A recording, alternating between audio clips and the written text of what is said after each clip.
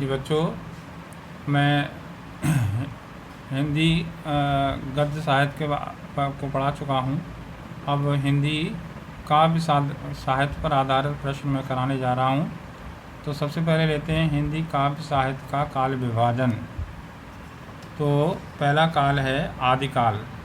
ये सन 993 ईस्वी से 1318 ईस्वी तक। इस काल में अधिकतर रासो ग्रंथ लिखने की परंपरा रही है, जैसे हुमायूं रासो, ये दलपत विजय ने लिखा है, बीसल देव रासो, नरपतनाल, पृथ्वीराज रासो, चंद्रवरदाई, परमाल रासो, इसे आलखंड भी कहा जाता है, जगनिक ने लिखा है, हमीर रासो, सारंगधर। दूसरा काल है भक्ति काल, इसे स्वर्ण काल भी कहते हैं। सन 1343 ईस्वी से 1643 ईस्वी तक। इस काल को मुख्य दो धाराओं में बांटा गया है। एक निर्गुण भक्ति धारा, इसमें मूर्ति पूजा का खंडन है। सगुण भक्ति धारा, इसमें मूर्ति की उपासना का बढ़ावा दिया गया है। इसमें निर्गुण भक्ति धारा, इसकी दो शाखाएं हैं। ज्ञानाश्रयी शाखा, इसके कवि हैं कबीर, नानक, रैदास आदि। दूसरी है प्रेमाश्रयी शाखा, इसके कवि हैं जायसी, कुतवन, मंजन आदि। अब लेते हैं सगुण भक्ति धारा, इसकी भी दो शाखाएं हैं। नंबर 1 कृष्ण भक्ति शाखा, सूरदास के कवि हैं सूरदास, विद्यापति, वल्लभ आदि। अब राम भक्ति शाखा, इसके कवि हैं तुलसी, अग्रदास, नावादास आदि। अब तीसरा काल आता है रीत काल, सन 1643 ईस्वी से 1843 ईस्वी तक। इस युग में रीत विषयक ग्रंथ लिखने की परंपरा रही है। इसे श्रृंगार काल भी कहा जाता है।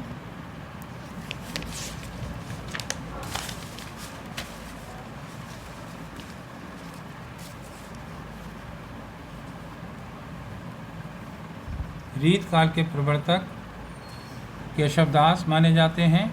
इस युग के संपूर्ण साहित्य को 3 वर्गों में बांटा जाता है।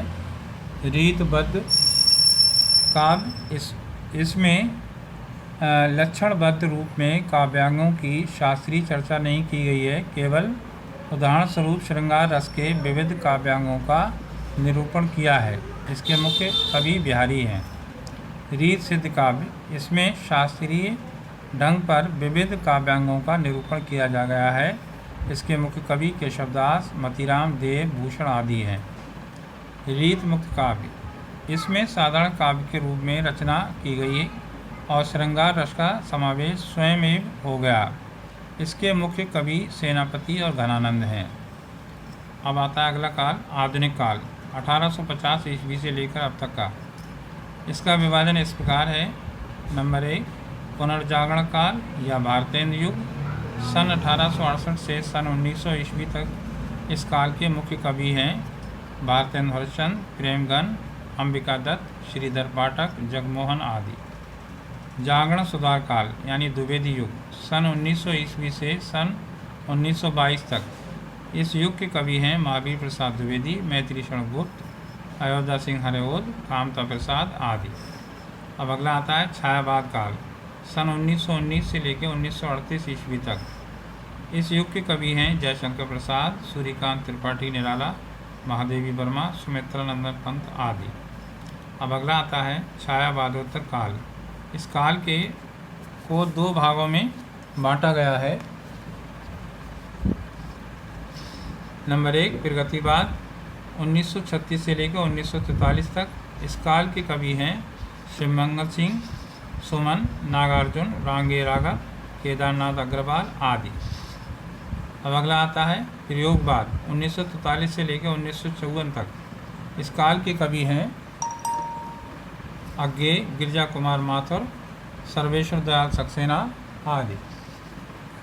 अब आता है नई कविता का ज़माना, 1954 से लेकर अब तक। इस काल के कवि हैं मुक्तिबोध, डॉक्टर जगदीश गुप्त, रामस्वरूप चतुर्वेदी, त्रिलोचन आदि। अब लेते हैं अगला टॉपिक है कविता के मुख्य तत्व। काव्य अथवा कविता में तत्वों के 2 स्वरूप हैं। नंबर 1 बाह्य स्वरूप, नंबर 2 आंतरिक स्वरूप। बाह्य स्वरूप इसमें निम्नलिखित तत्व पाए जाते हैं। नंबर 1, लय। भाषा के प्रवाह में नियमित उतार चढ़ाव ही लय कहलाता है। तुक। कविता की प्रत्येक पंक्ति के अंत में होमोफोन्स यानी समध्वनि शब्दों का आना तुक कहलाता है। छंद। निश्चित मात्राओं या वर्णों का पाया जाना छंद कहलाता है। शब्द योजना ये 3 प्रकार की होती है। अभिधा, सामान्य अर्थ का बोध कराना। लक्षणा, सामान्य अर्थ को छोड़कर उससे संबंधित अर्थ का बोध होना। व्यंजना, ये दोनों ही अर्थों से विलक्षण अर्थ को प्रतीत कराती है। अब इसके उदाहरण जो है मैं कभी क्लास में बता दूंगा। चित्रात्मक भाषा। चित्रात्मक भाषा थोड़े शब्दों में अधिक बात कही जाती है।